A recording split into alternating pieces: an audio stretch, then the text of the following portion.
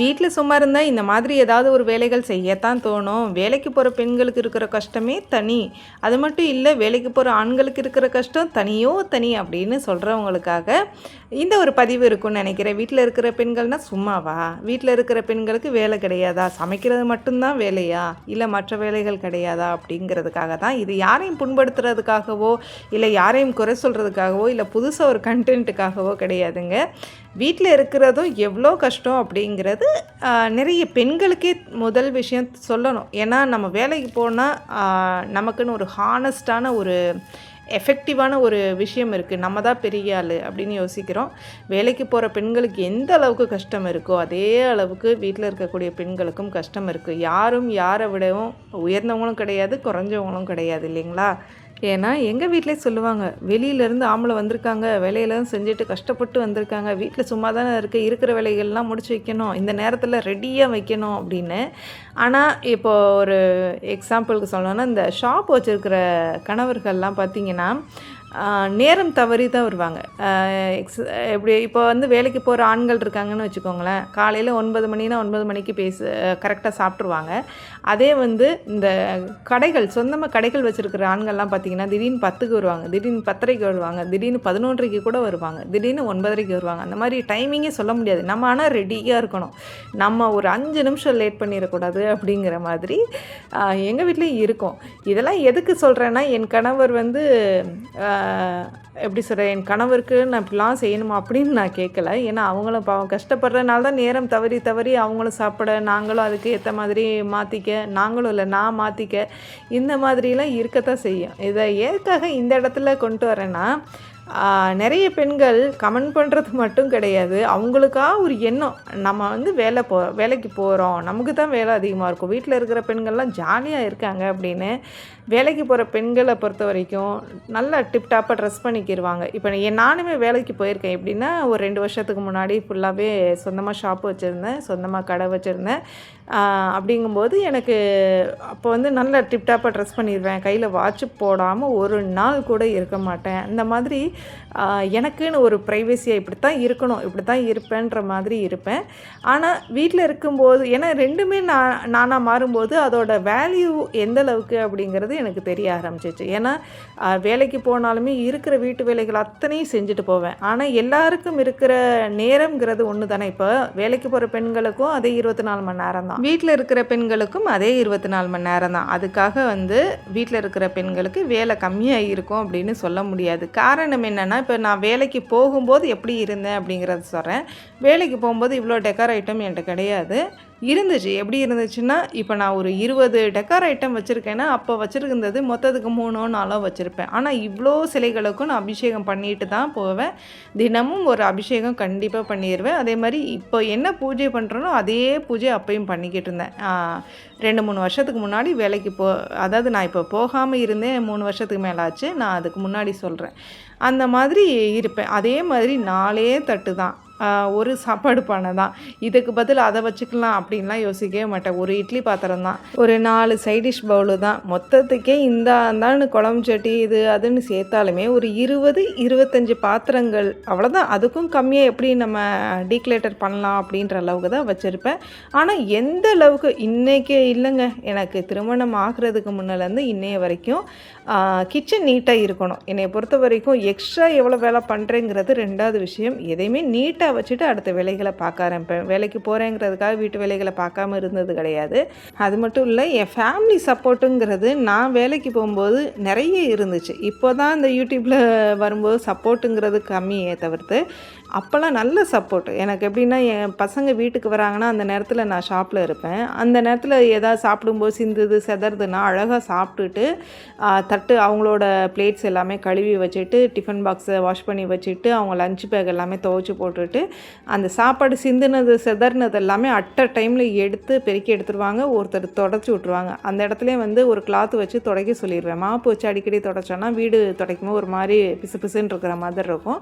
So அதுக்குன்னு ஒரு bed கிளாத்தும் வச்சுருப்பேன். ஆனால் நான் வீட்டில் இருக்கும்போது என்னென்னா, அம்மா தான் வீட்டில் இருக்காங்கல்ல, அம்மா பார்த்துக்குருவாங்க. எங்களுக்கு படிக்கிற வேலை அதிகமாக இருக்குது, எங்களுக்கு அந்த வேலை அதிகமாக இருக்குது, நாங்கள் ஸ்கூலுக்கு போகிறோம், நாங்கள் என்ன சும்மாவாக இருக்கிறோம் அப்படின்லாம் கேட்குற மாதிரி இருக்காங்க. வீட்டில் தானே இருக்கீங்கம்மா, இதெல்லாம் செய்யக்கூடாதா அப்படிங்கிற மாதிரியான ஒரு சுச்சுவேஷனுக்கு இப்போ நிறைய பெண்கள் தள்ளப்பட்டுட்டோம் அப்படின்னு தான் சொல்லணும். பொதுவாக சொல்லணும்னா தமிழ்நாட்டில் மட்டும்தான் இப்படி இருக்கோ அப்படின்னு எனக்கு தோணுது. இல்லை ஹோல் இந்தியாவிலையும் இப்படி தான் இருக்கிறாங்களா அப்படிங்கிறது எனக்கு தெரியல. ஏன்னா நம்ம சேனல் பார்க்குற நிறைய பெண்கள் மலேசியாவிலேருந்து பார்க்குறீங்க, அதுக்கப்புறமா ஸ்ரீலங்காவிலேருந்து பார்க்குறீங்க. அதனால் உங்களுக்கும் இதே அனுபவங்கள்லாம் இருக்கா அப்படின்னு மறக்காமல் சொல்லுங்கள். வீட்டில் இருந்தால் எக்ஸ்ட்ரா வேலைகள் பார்க்குறதோட மட்டும் இல்லாமல் இதை பார்ப்போமா, அதை இழுத்து போடுவோமா, அதை க்ளீன் பண்ணுவோமா, இதை க்ளீன் பண்ணுவோமான்னு ஏதாவது ஒன்று பண்ணிக்கிட்டே தான் இருப்போம். ஆனால் அது என்னவோ இந்த எண்ணங்கள் எல்லாமே வளர்ந்துக்கிட்டே தான் இருக்குது. இன்னைய வரைக்கும் 2026 2046 வந்தாலும் எல்லாரோட எண்ணங்களும் இப்படி தான் இருக்குமோ என்னவோ தெரியல. வீட்டில் இருந்தால் எக்ஸ்ட்ரா வேலை பார்க்கலாம், தூங்கலாம், வீட்டில் சும்மா இருக்கிறாங்க, இப்போ சோறு பொங்குறது யார், வீட்டை பெருக்கிறது யார், வீட்டை க்ளீன் பண்ணுறது யார், கணக்கு வழக்கு பார்க்குறது யார், கிராசரி வாங்குறது யார், மளிகை கடைக்கு போகிறது யார், காய்கறிகள் யார் வாங்குறது அப்படிங்கிறது யாருக்கு தெரியறதில்லைன்னு தான் நான் நினைக்கிறேன். இது எல்லாத்துக்கும் மேலே நம்ம 2 பெற்று வச்சுருப்போம் பார்த்திங்களா, அவங்கள சமாளிக்கணும் பாருங்கள். கேள்வி கேட்பாங்க, நம்மளை கட்டினவங்க தான் இப்படி கேட்குறாங்கன்னா பெற்றதும் இப்படி தான் கேட்குங்க.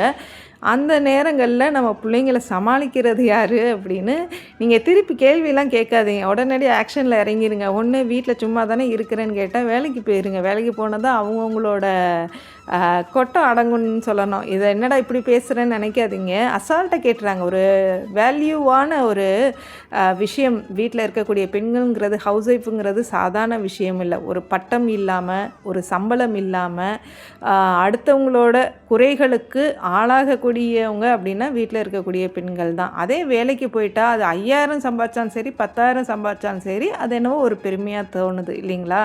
அப்படி இருக்கும்போது எந்த ஒரு பிரதிபலனையும் எதிர்பார்க்காம நம்ம பிள்ளைங்களுக்காக, நம்ம கணவருக்காகன்னு வேலை செய்யும்போது இப்படிலாம் கேட்க தான் செய்கிறாங்க. ஒரு கேர்லெஸ்ஸாக கேட்டுட்டு போயிடுறாங்க இல்லைங்களா?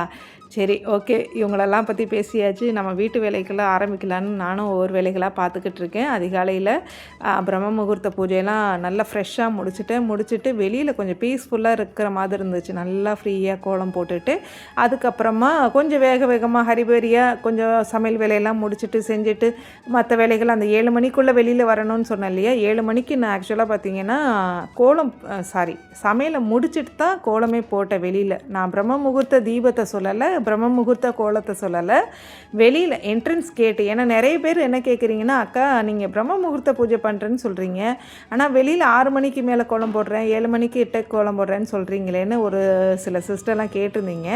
ஆக்சுவலாக பார்த்தீங்கன்னா நிலைவாசலுக்கிட்ட கோலம் போடுவேன்ப்பா. அதுக்கப்புறம் நம்ம நிலைவாசலுக்கு கீழே அப்படி ஒரு 3 ஸ்டெப் இறங்கினதுக்கப்புறம் ஒரு விநாயகர் இருக்காங்க, அவங்கக்கிட்டையும் கோலம் போடுவேன். அதுக்கப்புறம் தான் இந்த வேலைகள், வீட்டில் கிச்சன் வேலைகள் இருக்கும். அந்த 7:20க்குள்ளே நான் வெளியில் வந்துடுவேன். கிச்சனை ஃபுல்லாக சமையல் வேலையை முடிச்சுட்டு க்ளீன் பண்ணிவிட்டு வெளியில் வருவேன்னு சொன்னேன் இல்லையா? அந்த நேரத்தில் தான் பார்த்தீங்கன்னா வெளிவாசலில் கோலம் போடுவேன். இடையில நேரம் கொஞ்சம் அதிகமாக இருக்குதுன்னு தோணுச்சுன்னா 6 மணிக்கே போய் வெளிவாசலில் கோலம் போட்டுருவேன். ஏன்னா அதிகாலை 3 to 5 பிரம்ம முகூர்த்த தீபம், அதுக்கப்புறம் 5 to 7 சமையல் வேலைகள். 5 to 7ங்கிறது திடீர்னு 6 மணிக்கெலாம் முடிஞ்சிடும். சமையல் வேலையை சொல்லலை, சமையல் வேலை எனக்கு மினிமம் 1 மணி நேரங்கிறது அதிகம். இந்த கிச்சன் க்ளீன் பண்ணிவிட்டு பாத்திரங்கள்லாம் கழுவுறதுக்கு ஒரு 45 மினிட்ஸ் ஆகும். திடீர்னு கொஞ்சம் கம்மியாக இருக்குது, சமையல் இன்னைக்கு கொஞ்சம் கம்மியாக பண்ணியிருக்கோம் அப்படிங்கும்போது ஒரு ½ அன் ஹவரில் முடிஞ்சிடும். அந்த டைமிங்கில் பார்த்திங்கன்னா ஒரு 6 மணிக்கெலாம் போய் கோலத்தை போட்டுருவேன். ஒரு சில நாள் வேலைகள் கொஞ்சம் அதிகமாக இருக்கிற மாதிரி இருக்குன்னா நம்ம நிலைவாசலில் கோலத்தை சிம்பிளாக போட்டுட்டு விநாயகர்கிட்ட போடாமல் டைரெக்டாக போய் வெளியில் போட்டுருவேன். ஏதோ ஒன்று நம்ம கோலம் போடணும், இங்கே அங்கேன்னு நம்மளால் போட முடியாதுன்றதுக்காகத்தான் எப்போல்லாம் எனக்கு நேரம் கிடைக்குதோ அதுக்கு தகுந்த மாதிரி கொஞ்சம் சின்ன கோலமாக போடுறதா இருக்கட்டும், பெரிய கோலமாக போடுறதா இருக்கட்டும், ஒரு 4 விளக்கு ஏற்றுறதா இருக்கட்டும், 7 விளக்கு ஏற்றுறதா இருக்கட்டும், இந்த மாதிரி மாற்றிக்கிடுவேன். ஆனால் நம்ம நிலைவாசலில் எப்பயுமே ஒரு 5 தீபம் எரிஞ்சுக்கிட்டே தான் இருக்கும். நம்ம 2 விநாயகர் இருக்காங்க, சேர்த்து எரிஞ்சுக்கிட்டே இருக்கும். நம்ம துளசி மாடத்துலேயும் எரியும். இந்த மழை டைமில் மட்டும்தான் துளசி மாடமில் விளக்கு ஏற்றுறது கஷ்டம். எப்படி சொல்கிறதுனா, டெய்லி ஒரு ½ அன் ஹவர் ஏற்றிட்டு அது நேரத்துக்கு தகுந்த மாதிரி மழை நிற்கும் போது ஏற்றிட்டு விட்டுருவேன், அவ்வளோதான். பூஜை ரூமில் எத்தனை தீபங்கள் தீபங்கள் ஏற்றுறீங்கன்னு கேட்டிருந்தீங்க. பூஜை ரூமில் 23 தீபங்கள் ஏற்றிக்கிட்டு இருக்கு. தினமும் ஏற்றுவேன். பூஜை ரூமில் ஹரிபரியாக என்றைக்குமே நான் தீபம் ஏற்றுனது கிடையாது. அகண்ட விளக்கு ஒரு 3லேருந்து 5 விளக்கு எரியும். நேரம் இருந்தால் 5 விளக்கு எரியும். நேரம் இல்லையா 3 விளக்கு தினமும் எரிஞ்சுக்கிட்டே இருக்கும். அதுலேயும் முக்கியமாக பெரிய அகண்ட விளக்கு பார்த்துருப்பீங்க. அது நேரம் காலம் இல்லாமல் தினமும் எரிஞ்சுக்கிட்டே தான் இருக்கும். இந்த மாதிரி விளக்கேற்ற, வீட்டை பார்த்துக்க, அந்த வேலை பார்க்க, இந்த வேலை பார்க்க, கிட்டத்தட்ட பைல்வான் மாதிரிலாம் வேலை செய்வோம். நான் மட்டும் கிடையாது, நிறைய பெண்கள் பைல்வான் மாதிரி அதை தூக்க, இதை தூக்க, உரலை தூக்க, கிரைண்டரை இங்கிட்டு நகட்டி வைக்க, அங்கிட்டு செய்ய, இந்த பொடி அரைக்க, அந்த பொடி அரைக்க, குழந்தைங்களுக்கு சத்துள்ளதாக ஏதாவது பண்ணன்னு, ஏதாவது ஒரு வேலைகள் யோசிக்க, செய்யன்னு, அதை செயல்படுத்தன்னு செஞ்சுக்கிட்டே தான் இருப்போம். யாரோ ஒருத்தர் எப்பயாவது வேணால் இந்த ஸ்விக்கி ஜொமேட்டோவில் வாங்கலாம்.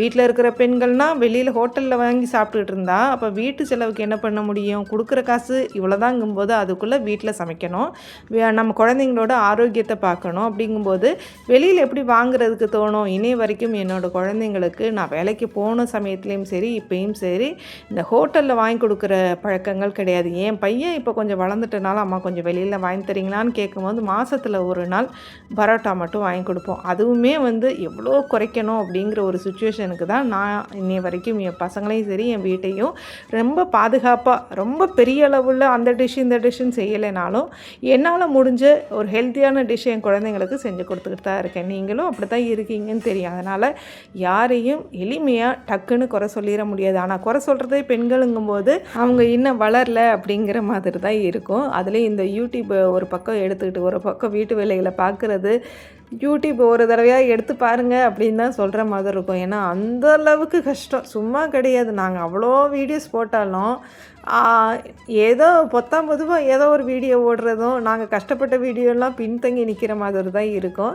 அந்த மாதிரி நிறைய கஷ்டங்கள் இன்னும் நிறைய பெண்கள் யூடியூபே போடலைனாலும் பெண்களுக்கு வேலை குறைஞ்சிரவா போகுது இல்லைங்களா? இவ்வளோ நேரம் பெண்களுக்கு எந்தளவுக்கு வேலை இருக்கும், எவ்வளோ கஷ்டமாக இருக்கும் அப்படிங்கிறத பற்றிலாம் சொல்லியிருப்பேன். அடுத்ததான் நம்ம வீட்டில் விசேஷம் ஸ்டார்ட் ஆகிடுச்சு. உங்களுக்கு தெரியும், ஆடி மாதமும் வந்தாச்சு. வேலைகள் தொடர்ந்து இருந்துக்கிட்டே இருக்குது. ஸ்க்ரீன் ஃபுல்லாக கழட்டி க்ளீன் பண்ணிக்கிட்டே தான் இருக்கிறேன். அடுத்தடுத்து ஏன்னா இந்த மிஷின் மட்டும் எனக்கு கொஞ்சம், ஏன்னா கையில் துவைக்கிற துணி மட்டும் கொஞ்சம் கம்மி தான். சுடிதார், அதுக்கப்புறமா ஒரு சில அந்த யூனிஃபார்ம் இது வரைக்கும் தான் கையில் துவைப்பேன். மற்றபடி மிஷினில் தான் எல்லா துணியும் போட்டுறேன். மிஷின் இருக்கிறதுனாலே என்னவோ எனக்கு அவ்வளோ யூஸ்ஃபுல்லாக இருக்குது. கடன்னு துவைக்க போட்டுறேன், கடன்னு வேலைகள் முடிகிற மாதிரி இருக்குது. காய போட்டு எடுத்து மறுபடியும் உடனே ஒரு 10 நிமிஷம் தான் எனக்கு துணி மடிக்கிறது. பாத்திரம் கழுவுறதுமே ஸ்பீடாக கழுவிடுவேன். ஏன்னா எனக்கு பாத்திரம் கழுவுறது, துணி மடிக்கிறது ரொம்ப பிடிக்கும். ஏன்னா அந்த வேலைகள் தான் விட்டுட்டோன்னா அதிகமாகிட்டோம் இல்லைங்களா? அதனால் உடனே முடிக்கணும்னு முடிச்சிருவேன்.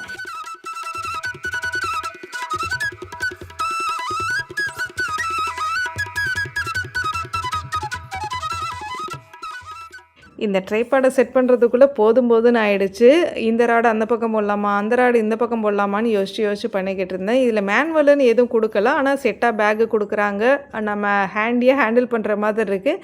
ஆனால் ஹேண்டால் தூக்க தான் முடியல, அந்த அளவுக்கு செம்ம வெயிட்டாக இருக்குது. வெயிட்டுனா சாயிற அளவுக்கு வெயிட்டாக இல்லை, நல்லா க்ரிப்பாக இருக்கிற மாதிரி இருக்குது. அதே மாதிரி இப்போ பேக் ட்ராப் விரிக்கிறேன் இல்லையா, அதுவுமே பார்த்திங்கன்னா ஃப்ளிப்கார்ட்டில் தான் வாங்கியிருந்தேன். இந்த ட்ரைபாடும் ஃப்ளிப்கார்ட்டில் தான் வாங்கியிருந்தேன். ரொம்ப நல்லா இருக்குது. ஓப்பன் பாக்ஸ் டெலிவரியே கொடுக்குறாங்க. நம்ம கண்ணுக்கு முன்னாடி ஓப்பன் பண்ணி காமிச்சிட்டு போயிடுவாங்க. ரிட்டர்ன் ஆப்ஷனும் இருக்குது. உங்களுக்கு தேவைப்பட்டால் சொல்லுங்கள், டேக் ப்ராடக்ட்டில் கொடுக்குறேன். செக் பண்ணி பார்த்துட்டு வாங்குங்க, ரிவ்யூ பார்த்துட்டு வாங்குங்க. நான் லிங்க்கும் ஃபஸ்ட் கமெண்ட்டில் கொடுக்குறதுக்கு ட்ரை பண்ணுறேன். இந்த ஒரு ட்ரைபாடு இருந்துச்சுன்னா கிட்டத்தட்ட ஒரு 10-15 வருஷத்துக்கு நம்ம வரமகாலட்சுமி விரதம் செய்கிறதா இருக்கட்டும், இல்லைன்னா கிருத்திகை பூஜை செய்கிறதா இருக்கட்டும், சஷ்டி விரதம் இருக்கிறதா இருக்கட்டும், வாராகி அன்னைக்கு ஆஷாட நவராத்திரி செய்கிறதா இருக்கட்டும், இல்லை நம்ம வீட்டில் வளைகாப்பு, மேரேஜ் ஃபங்க்ஷன் ஏதாவது வைக்கிறோன்னா கூட இந்த பேக்ட்ராப் நம்ம யூஸ் பண்ணிக்கும் போது ரொம்ப பெட்டராக ஃபீல் ஆகுது. நல்லா அகலத்துக்கு அகலமாகவும் வச்சுக்கலாம், இல்லை நம்ம அகலம் கம்மியாக வைக்கிறனாலும் வச்சுக்கலாம். அவ்வளோதான் இந்த வீடியோவில் எனக்கு என்னென்னலாம் தெரிஞ்சிச்சு, பெண்களுக்கு எந்த அளவுக்கு நம்ம மதிப்பு கொடுக்கணுங்கிறத பற்றி தெளிவாக சொல்லியிருப்பேன்னு நினைக்கிறேன். அவ்வளோதான், வீடியோ எண்டுக்கு வந்துட்டோம். நன்றி, வணக்கம்.